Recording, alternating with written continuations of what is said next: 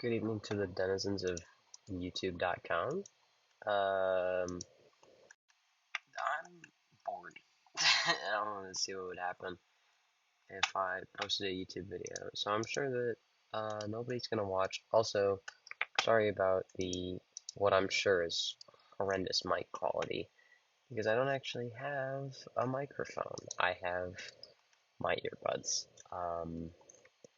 And I don't think that they're going to work very well. So we're gonna have fun with that. But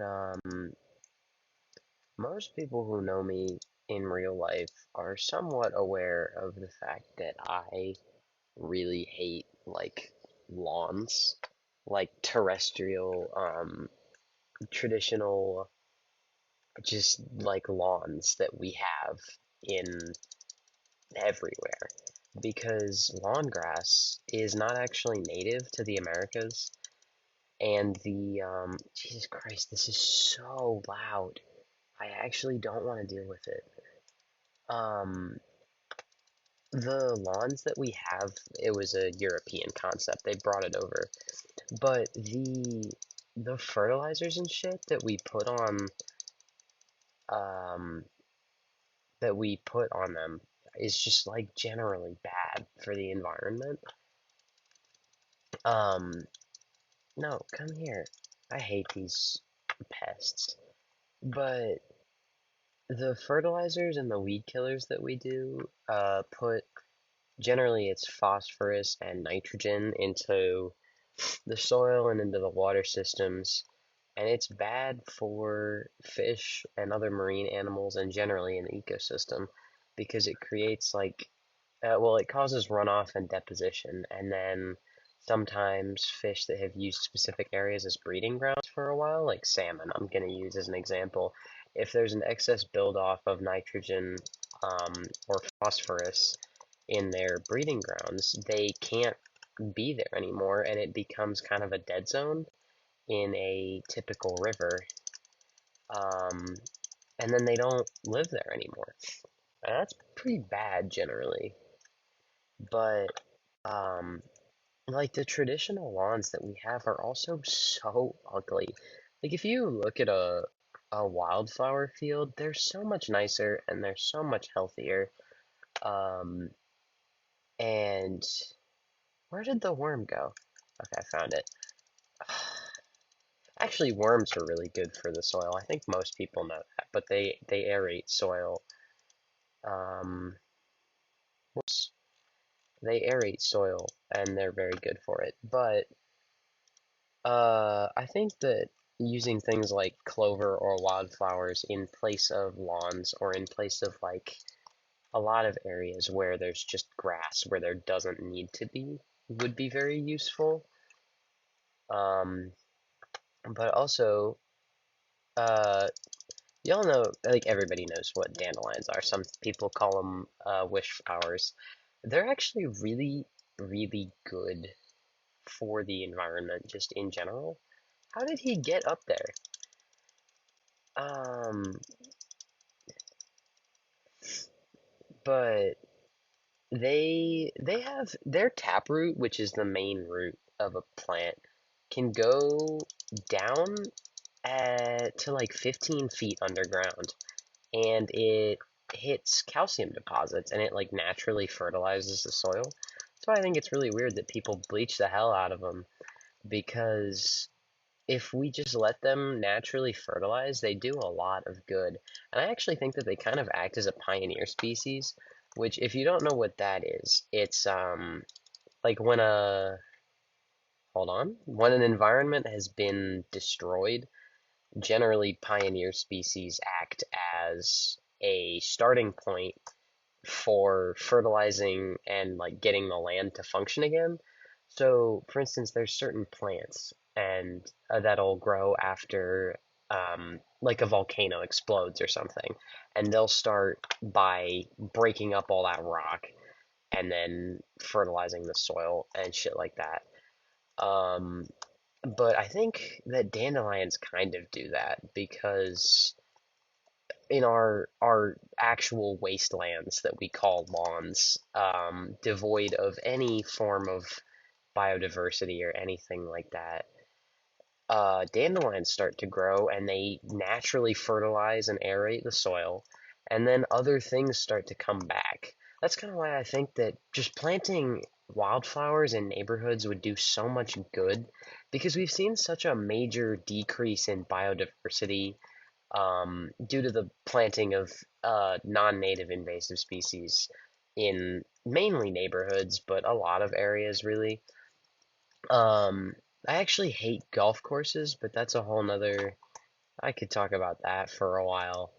Um, but planting wildflowers and stuff like that, like in my area, flowers and plants like milkweed and Queen Anne's lace and like trillium and a couple other things like that are very good for well, milkweed for monarch butterflies, but the other plants, natural like native plants are supposed to co-inhabit a space with native species, but because more often than not we don't deem them as like what we want for our lawns, they don't exist in the area. So I actually have an example of that for Bradford pear is a species of tree that is very popular in it was very popular in like neighborhood developments because of how fast it grows. It takes like I think it's something like 10 years to get tall, but because it grows so fast, it also gets very unstable. So I think they live something like 40 years maximum. It might actually be 25. But the thing with Bradford pears is that they're also horribly invasive. So what they do is they have these little white flowers and they look really nice, although they smell awful. But they also produce these berries, and then birds and rodents get their hands on these berries and they eat them. And this causes a problem because that is how they spread their seeds, and then they'll literally choke out entire forests. But a lot of people in my area actually confuse them for dogwoods, which is really interesting because Bradford pears are kind of tall and a little oval shaped, and their flowers are smaller but still white. And dogwoods are kind of smaller and a little boxier, and they have much bigger flowers with like 5 petals. Um, but a lot of people think that they're very similar. So I think if we replaced a lot of Bradford pear in my area with dogwoods, that would fix a couple things. But also, I just hate lawns in general. I think that they're ugly. Um, and if it weren't for the HOA, my lawn would actually be full of moss and or clover and or wildflowers. And my HOA is actually pretty decent. In my area, we're planting wildflowers, like native wildflowers to the area that I live in. And that's actually pretty cool because it promotes biodiversity in the area.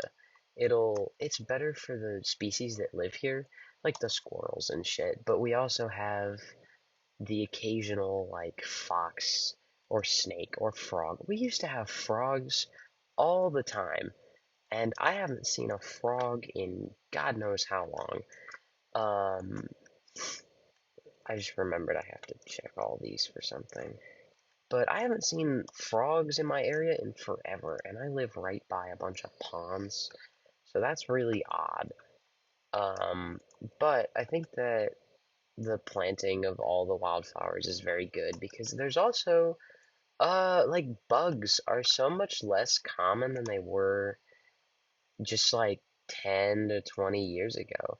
If you really think about it, bugs used to kind of be everywhere, and now it's partially due to global warming and global climate shifting, but it's also due to the loss of natural habitats.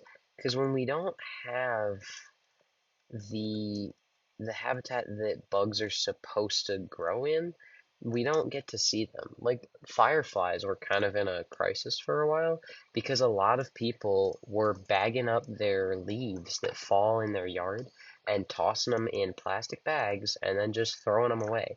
And fireflies actually lay their larvae under those leaves. So it's better to mulch them and leave them in your yard, especially because getting those leaves and tossing them into the plastic bags like defeats the purpose of what they're there for. The tree takes all those nutrients out the ground and then it goes into the leaves in the form of, I mean, the leaves just they hold nutrients. They also absorb the light from the air. That's not how that works. They absorb the light from the sun. Um, and they turn it into energy. And then when the leaves fall, they still have nutrients and shit in them. So they're supposed to return that back to the ground. But when you slap them into those bags, then it goes and just rots in a landfill and it produces a ton of methane.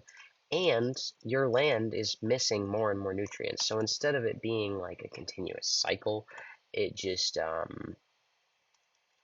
uh, it just rots in a landfill. It's worse, and it's a negative feedback loop. Um, but I think I've completely forgotten what I was talking about. It's literally 11 p.m. Um, I'm just fucking talking into my microphone. Uh, but don't bag your leaves, by the way, if you still do that. It's just worse. You should mulch them. You should mow them over with a lawnmower, and that way they can go back into the soil and also let fireflies live around. But yeah, wildflowers, stuff like the seeds that they drop will be better for birds and like butterflies and moths and stuff if you see them. Um, but yeah, bugs have kind of declined with the exception of mosquitoes because of the climate that we have. It's getting hotter and muggier in most places, which kind of promotes parasites like mosquitoes because they thrive in hot, muggy, damp conditions, and that tends to be how our climate starts to get. Um, and it's getting worse and worse. But planting wildflowers would help that, and it would just make the soil better. Like, um, oh, y'all ever heard of like rain gardens? A lot of the times when we make big developments of like neighborhoods and shit, we have a kind of a problem of building them on top of wetlands. And wetlands are really important to the environment because they give the water a place to go. They're like a crucial part of the ecosystem. But we kind of take those out and we just get rid of them. And that's not very good for anybody. But if you start planting specific like wildflowers and native plants, they kind of absorb all that water better. So then you don't have huge flooded plains of just space in your neighborhood. And that's pretty cool for most people because then it's not just damp and gross. And then less mosquitoes show up because they don't have as much still water to access and lay their stupid little eggs in. Um, oh, and so many people don't realize how good wasps actually are. They're kind of the same as bees, except they're a little bigger and they're a little more aggressive because they're used to people being aggressive to them. If you're nice to a wasp, they'll kind of leave you the hell alone. Like I read a story, and it was of this person who they had a wasp build a nest like right on their porch where where they would always like shake their sheets and dump their compost, and it was super inconvenient because they always would shake their sheets and dump their compost there. But oops, but the like they just kind of left the wasp alone and moved the location that they would dump their compost and stuff in for a while. And they left treats for the wasp, like, I don't know, piece of fruit or something. And they would like knock on the deck before they left this treat, and then they would leave. And for the first week or so, the wasp would come out angrily and all on attack mode and buzzing. But after a little while, it realized that the person who was doing this was not a threat. And then they were able to go back to shaking their sheets and dumping their compost where they used to, right over the wasp, because the wasp realized that they weren't a threat. And when the wasp had children and like a mate, they also left this person alone because they knew that the person wasn't a threat. Like, if you're not mean to them, they're really not going to be mean to you like 90% of the time.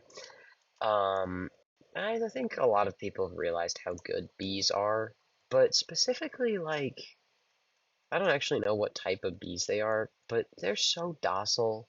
They're so nice. I like bees a lot. I was at an orchard the other day and I was picking raspberries, and there was a little bee just flying around and like doing its thing.